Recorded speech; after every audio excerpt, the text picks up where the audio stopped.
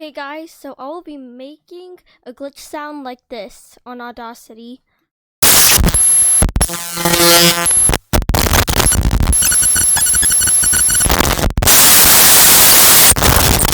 Okay, so we'll make the sound and I'll show you how. So I'll just X this.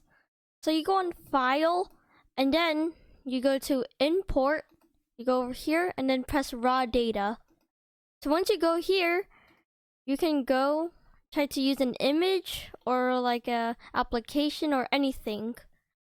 So I'm just going to choose like a shortcut image. I'll click this and press open. And you want to put it to signed 16-bit PCM. And then you put it to 2-channel stereo. And then once you're done with that, you press import. And now, so we can see now.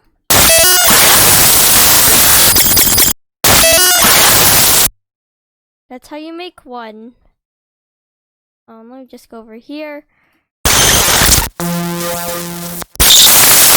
Yeah, make a glitch sound with this. And thank you for watching this tutorial.